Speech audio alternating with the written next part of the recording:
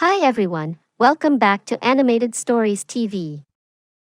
Today we going to discuss about the movie Fireheart, directed by Theodore Tai and Laurent Zeitoun, released in the year 2022. Let us go through some highlights of the movie to have an overview.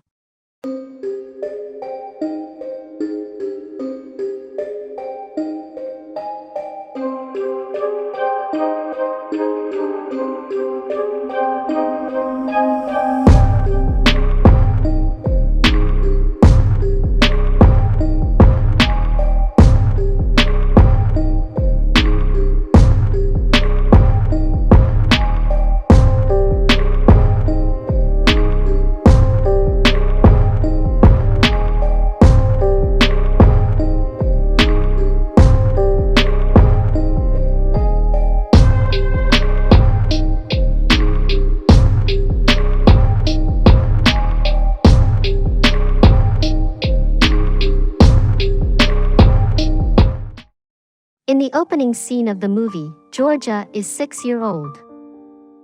In her imaginary world along with her dog named Ember, she rushes to a clock tower to rescue people from fire in her little fire truck and ends up falling from the tower. Georgia introduces herself as Georgia Nolan, her dog Ember, and her father's Captain Sean Nolan.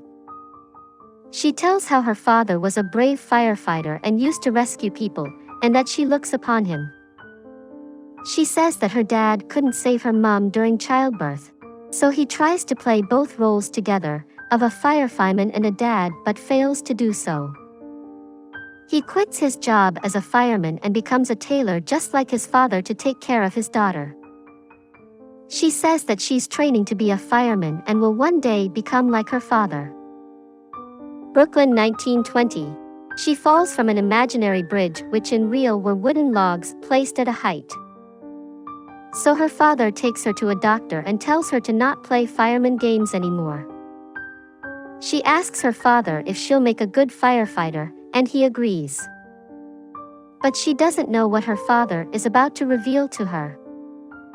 Her dad tells her that she can't be a fireman because girls are not allowed to be, and that it's against the rules. She says that she's as brave as any boy and will make a good fireman. He tells her that she deserves it, but the rules won't allow it. He says he knows it's unfair, but they can't do anything about it. 10 years later, Georgia is all grown up. Her dad calls her for breakfast. She helps her dad with sewing. Her dad tells her how she wanted to be a fireman when she was a kid and says that it could be possible if she were a boy. Georgia gets an idea from what her dad told her. Her father had no idea that she had never truly stopped training. She's been going to the terrace every night to train no matter what the weather was. Jimmy Murray, the mayor of the town who is also a friend of her father, comes to visit Sean at the night while she was secretly training.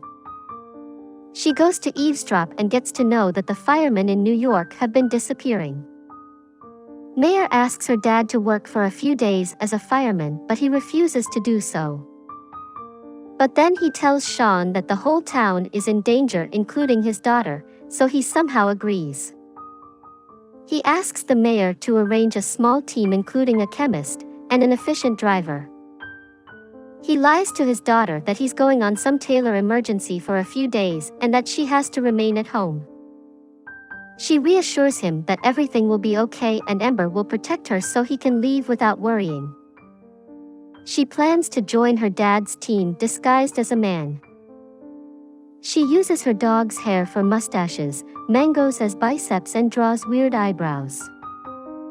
She reaches Manhattan and asks people for directions to the Times Square fire hall, where she meets a weird pickle seller whose mouth smells bad. The pickle seller tells her the direction to the Times Square fire hall. She enters the building and gets excited when she sees a fire truck there, but then she sees her father in the uniform, which makes her happy and anxious. Sean asks her, now disguised as a man, if she's a volunteer. She nods her head in agreement, unable to say anything. Sean meets 2 other volunteers there. Ricardo is a chemist/physicist. Gene, a driver who is 15 years old but says that he is 21. Georgia introduces herself as Joe. Finally, all four of them proceed to the location where the fire alarm was activated. They intend to put out the fire from the outside, but Gene falls asleep, and they get thrown inside the building, where Joe notices movement and goes to confront it even after Sean forbids. They come across the arsonist, who was all covered in smoke.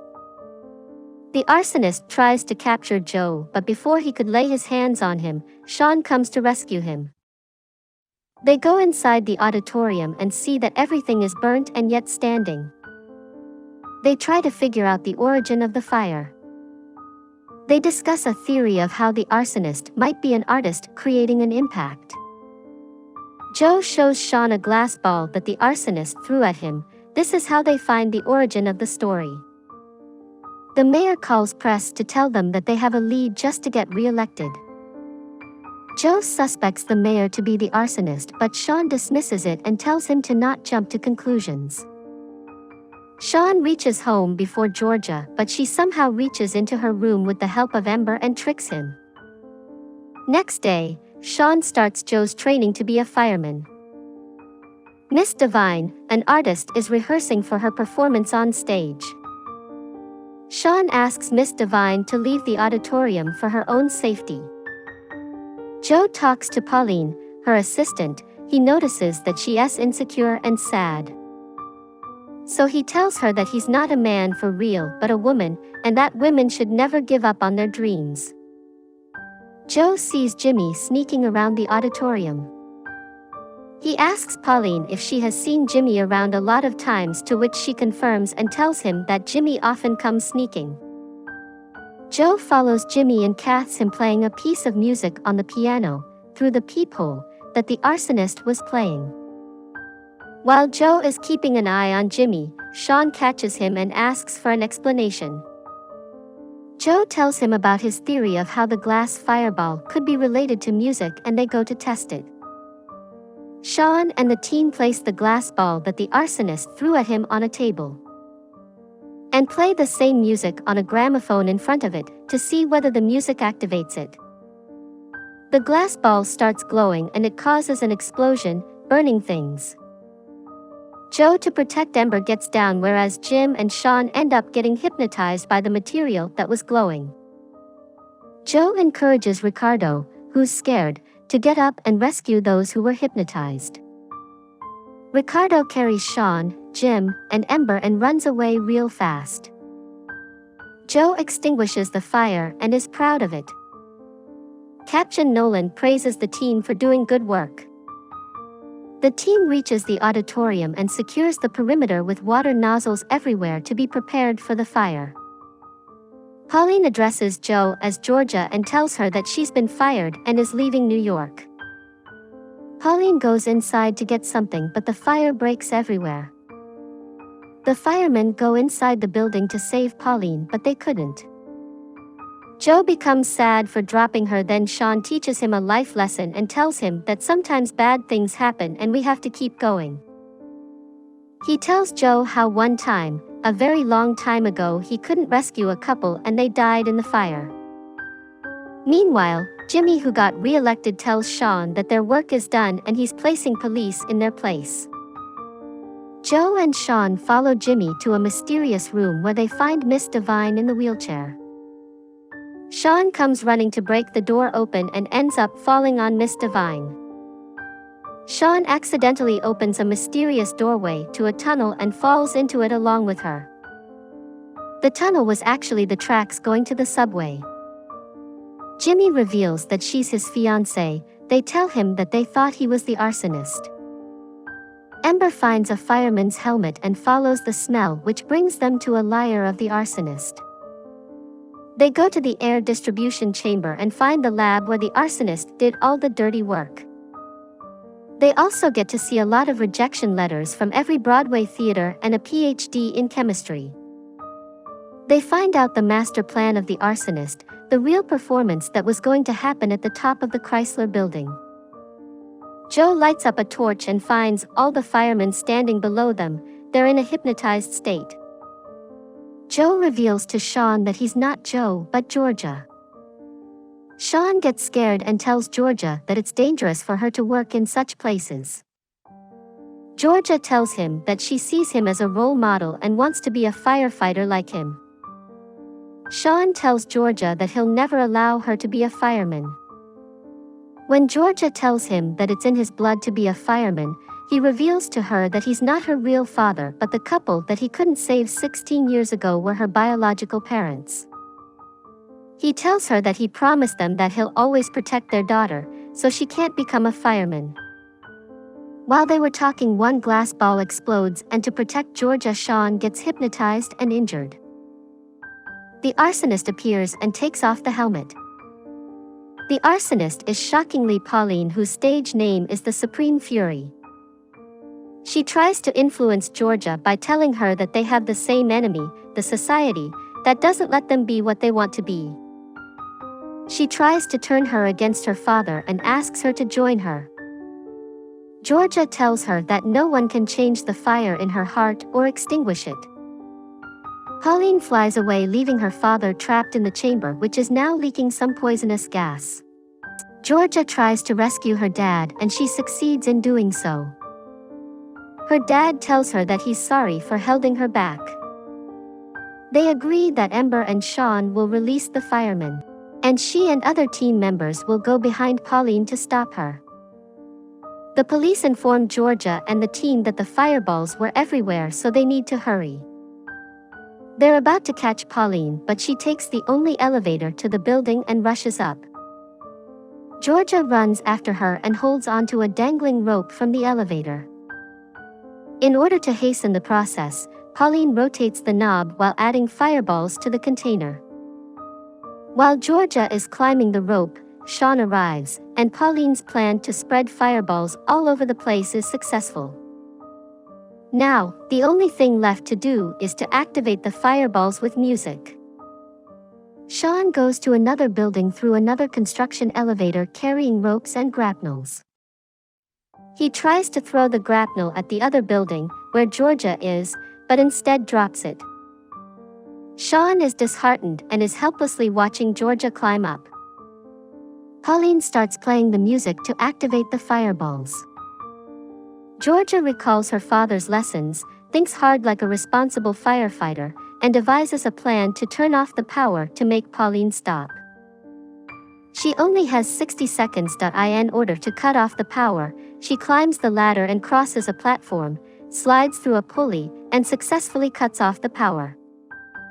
Pauline gets angry when the music stops and throws Georgia off the building.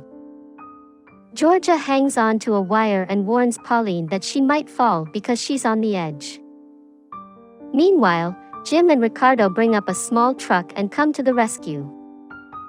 Sean hops on the truck and they drive at full speed to jump to another building, where Georgia and Pauline are arguing. Pauline falls off the building, but Georgia holds her by her leg and doesn't let her fall. Georgia explains the difference between herself and Pauline, stating that Pauline wants to change the world by harming people.